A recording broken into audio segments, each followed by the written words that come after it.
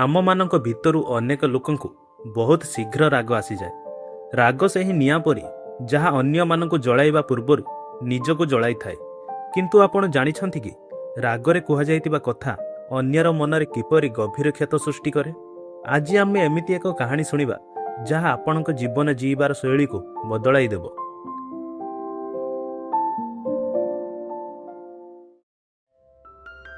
ଏକଦା ଜଣେ ଅତି ରାଗୀ ପିଲା ଥିଲା।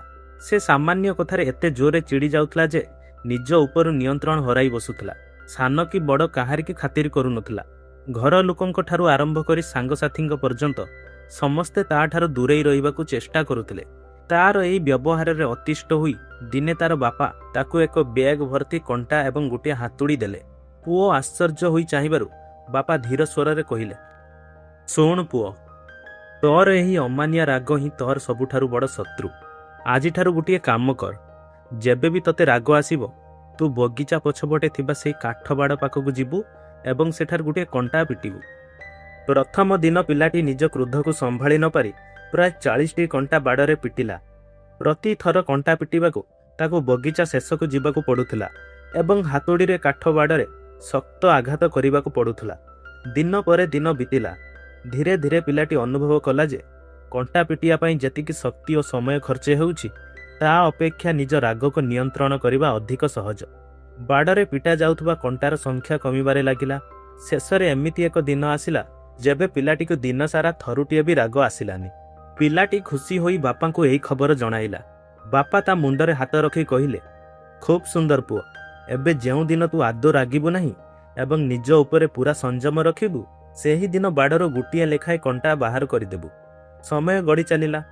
ଅନେକ ମାସ ପରେ ଏମିତି ଏକ ଦିନ ଆସିଲା ଯେବେ ବାଡ଼ରେ ଗୋଟିଏ ହେଲେ କଣ୍ଟା ବାକି ରହିଲା ନାହିଁ। ପୁଅ ଗର୍ବ ଓ ଆନନ୍ଦର ସହ ବାପାଙ୍କ ହାତ ଧରି ବାଡ଼ ପାଖକୁ ନେଇଗଲା। ବାପା ସେହି ଶୂନ୍ୟ ବାଡ଼କୁ ଦେଖିଲେ ଏବଂ ପୁଅର ଆଖିକୁ ଚାହିଁ କହିଲେ, ପୁଅ, ତୁ ଆଜି ନିଜକୁ ଜିତି ନେଇଛୁ, କିନ୍ତୁ ଟିକେ ଏଇ ବାଡ଼କୁ ଭଲ ଭାବେ ଦେଖ। ଏଥିରେ କେତେ ଗୁଡ଼ିଏ କଣା ହୋଇଯାଇଛି।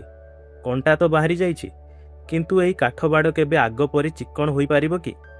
ପୁଅ ନୀରବ ହୋଇ ମୁଣ୍ଡ ହଲାଇ ମନା କଲା, ଠିକ୍ ସେମିତି ଯେବେ ତୁ ରାଗରେ କାହାକୁ କିଛି କଟୁ କଥା କହୁ ସେତେବେଳେ ସାମ୍ନା ଲୋକର ହୃଦୟରେ ଏମିତି ଅଦୃଶ୍ୟ କ୍ଷତ ସୃଷ୍ଟି ହୁଏ। ତୁ ପରେ ଯେତେ ସରି ବା କ୍ଷମା ମାଗିଲେ ବି ସେହି ମନର ଦାଗ କେବେ ବି ଲିଭେ ନାହିଁ। ଶରୀରର ଆଘାତ ଶୁଖିଯାଏ, କିନ୍ତୁ ଅପମାନର କ୍ଷତ ସାରା ଜୀବନ ରହିଥାଏ। ପୁଅ ଆଖିରୁ ଲୁହ ଝରି ପଡ଼ିଲା। ସେ ବୁଝିପାରିଲା ଯେ ତାର କ୍ରୋଧ କେତେ ଲୋକଙ୍କୁ କଷ୍ଟ ଦେଇଛି। ସେହି ଦିନଠାରୁ ସେ କେବଳ ଶାନ୍ତ ରହିଲାନି, ବରଂ ସମସ୍ତଙ୍କ ସହ ସ୍ନେହରେ କଥା ହେବାକୁ ଶପଥ ନେଲା।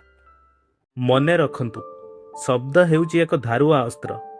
ଏହା କାହାକୁ ଯୋଡ଼ିପାରେ ତ କାହାକୁ ସବୁଦିନ ପାଇଁ ଭାଙ୍ଗି ଦେଇପାରେ।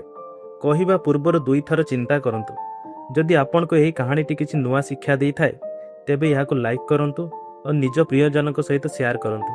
ଆଗକୁ ଏମିତି ଭିଡ଼ିଓ ପାଇଁ ଆମ ଚ୍ୟାନେଲକୁ ସବସ୍କ୍ରାଇବ୍ କରନ୍ତୁ। ଧନ୍ୟବାଦ।